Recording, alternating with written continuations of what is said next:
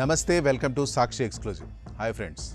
ప్రపంచ ఆర్థిక వ్యవస్థలో తలకిందులైన, స్టాక్ మార్కెట్లో కుప్పకూలిన, చరిత్రలో ఎప్పుడూ నమ్మకాన్ని వమ్ము చేయని ఏకైక ఆస్తి ఏదైనా ఉంది అని అంటే అది బంగారమే. ప్రస్తుతం బంగారం ధరలు రాకెట్ వేగంతో దూసుకుపోతున్నాయి. కేవలం మాటల్లో చెప్పడం కాదు, అంకెల్లో చూస్తే మీరే ఆశ్చర్యపోతారు.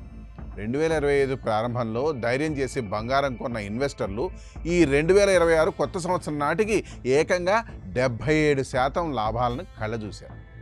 ఏ బ్యాంక్ ఫిక్స్డ్ డిపాజిట్, ఏ రియల్ ఎస్టేట్ వెంచర్ ఇవ్వలేని అసాధారణ రాబడిని బంగారం కేవలం ఒక్క ఏడాదిలో అందించింది. అందుకే భారతీయులకు బంగారంపై మోజు కాదు, అదొక సెంటిమెంట్, అపారమైన నమ్మకం. మరి బంగారం భారతదేశంలోని ఏ ప్రాంతంలో ఎక్కువగా ఉందని తెలుసుకోవాలనుందా? అయితే ఈ వీడియో ఎక్కడ స్కిప్ అవ్వకుండా చూడండి.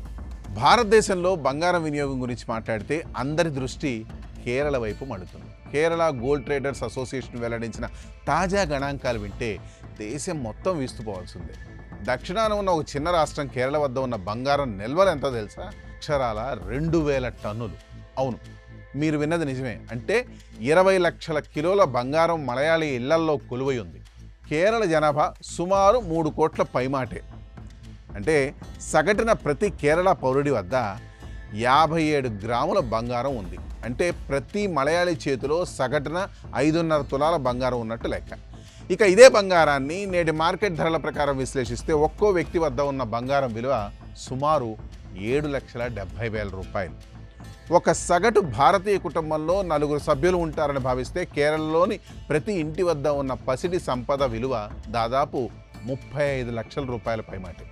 ఇది కేవలం నగలు మాత్రమే కాదు, వారి ఆర్థిక భద్రతకు ఓ బలమైన పునాది. ప్రపంచంలోని అనేక చిన్న దేశాల సెంట్రల్ బ్యాంకుల్లో ఉన్న నిల్వల కంటే కేరళ ప్రజల వద్ద ఉన్న నిల్వలే అధికం కావడం విశేషం. కేరళలో ఈ స్థాయిలో బంగారం ఉండడానికి ప్రధాన కారణం వారి సంస్కృతి, అలాగే గల్ఫ్ దేశాలతో వాళ్లకున్న అనుబంధం. దశాబ్దాలుగా కేరళ నుండి లక్షలాది మంది గల్ఫ్ దేశాలకు వెళ్ళి సంపాదిస్తున్నారు. వారు సంపాదించిన సొమ్మును భూమిపైనో షేర్లపైనో పెట్టే కంటే బంగారంగా మార్చి భద్రపరచుకోవడానికే మొదటి ప్రాధాన్యత ఇస్తారు. అందుకే కేరళలోని ప్రతి వీధిలోనూ భారీ జ్యువెలరీ షోరూంలు కనిపిస్తాయి. అక్కడ పెళ్లిళ్లలో వధువులు వేసుకునే నగలు ఒక అలంకారం మాత్రమే కాదు, అది ఒక సామాజిక హోదా, అలాగే అత్యవసర సమయాల్లో ఆదుకునే ఆర్థిక కవచం కూడాను. ప్రజల వద్దే కాకుండా కేరళ కేంద్రంగా పనిచేసే ఫైనాన్షియల్ సంస్థల వద్ద కూడా అపారమైన బంగారం ఉంది. ముత్తూట్ ఫైనాన్స్, మణప్పురం వంటి దిగ్గజ సంస్థల వద్ద ఉన్న బంగారం నిల్వలు కొన్ని దేశాల మొత్తం రిజర్వుల కంటే ఎక్కువ.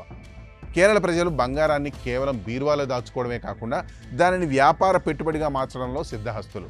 అవసరమైనప్పుడు గోల్డ్ లోన్ తీసుకోవడం, మళ్ళీ విడిపించుకోవడం అనేది అక్కడ ఒక సాధారణ ప్రక్రియ.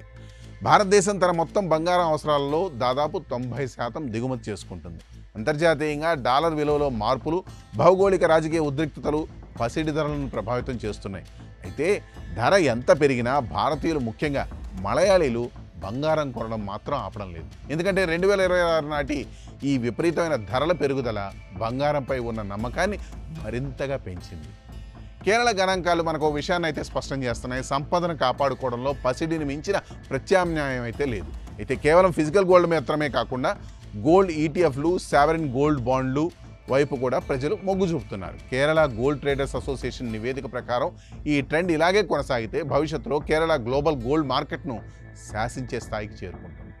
కేరళలోని ఈ అపారమైన బంగారు నిల్వలపై మీ అభిప్రాయం ఏమిటో కామెంట్స్లో తెలియజేయండి. That's all for today. This is Harikrishna signing off for Sakshi exclusive.